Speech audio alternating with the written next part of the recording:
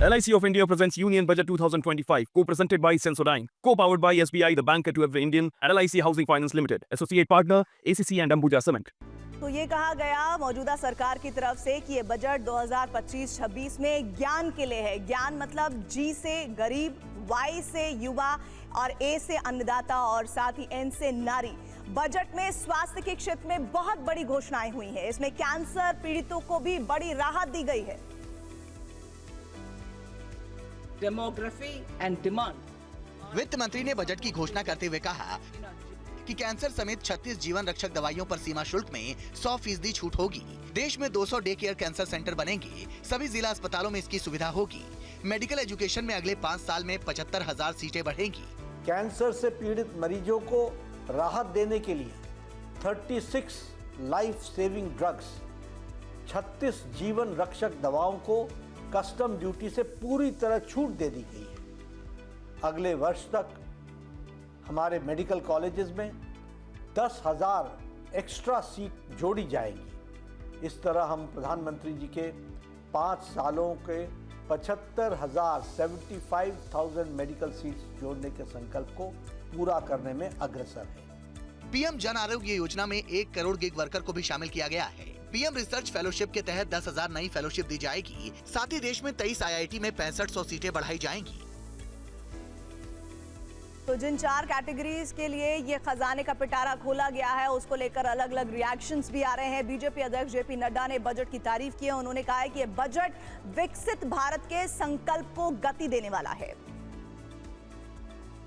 आज जो बजट भारत की वित्त मंत्री आदरणीय श्रीमती निर्मला सीतारमण जी ने रखा है, वह बजट बहुत ही संतुलित, ऑल इंक्लूसिव और विकास को बढ़ावा देने वाला बजट है। यह बजट विकसित भारत के संकल्प को गति देने वाला बजट है।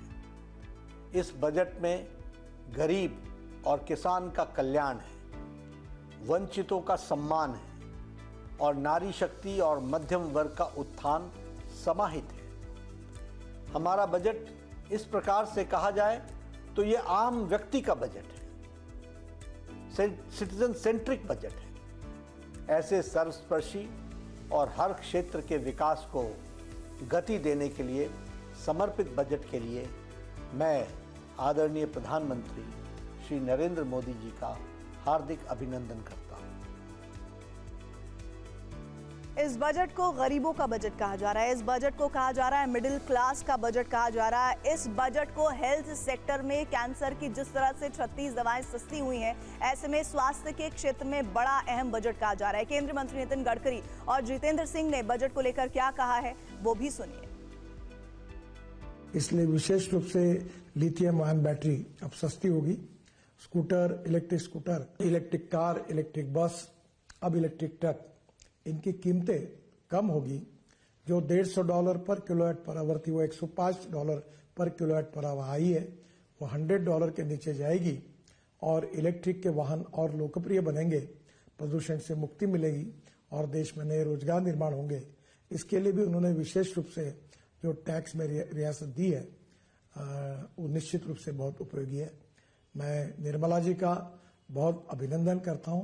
इसी प्रकार आज न्यूक्लियर मिशन की घोषणा हुई है और साथ ही साथ एक टारगेट रखा गया कि सन 2047 तक भारत 200 गीगावाट न्यूक्लियर एनर्जी तैयार करेगा। अर्थात अब वो समय नहीं रहा कि भारत दूसरों से सीख लिया करता था, अब हम टारगेट रखने जा रहे हैं। और ये जो कुछ एक क्षेत्र हैं, क्लाइमेट कंसर्न्स का क्षेत्र, ग्रीन एनर्जी का क्षेत्र, इनमें समझा जाता है कि भारत को शायद ना ज्यादा सोच है ना समझ है। आज उन क्षेत्रों में भारत अगुवाई करने की स्थिति में। और अब आपको मोदी सरकार के 2 केंद्रीय मंत्रियों राजनाथ सिंह और पीयूष गोयल का बयान सुनाते हैं, जिन्होंने बजट को शानदार बताया है और निर्मला सीतारमण की खूब तारीफ की है। इनकम टैक्स में बड़ी राहत देते हैं तो उससे कंजम्पशन से ग्रोथ को बहुत बड़ा फिलिप मिलता है, बहुत बड़ा प्रोत्साहन मिलता है। साथ ही साथ MSME सेक्टर में कई सारे बदलाव किए गए, विशेषकर job oriented sectors, leather, toys, textiles, tourism, उसमें जो प्रावधान इस बजट में है उससे लोगों को नई नौकरियों का साधन मिलेगा, नई सुविधाएं मिलेंगी, इनकम लेवल्स बढ़ेंगी।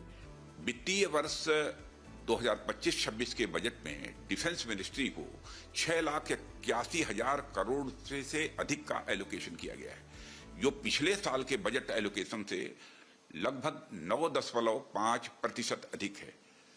और डिफेंस फोर्सेस का मॉडर्नाइजेशन ये हमारी सरकार की प्राथमिकता रही है और इसके लिए भी 2025-26 में 1,80,000 करोड़ रुपए का कैपिटल एलोकेशन किया गया है, जो हमारी सेनाओं की क्षमता को पहले से कहीं और अधिक बढ़ाएगा।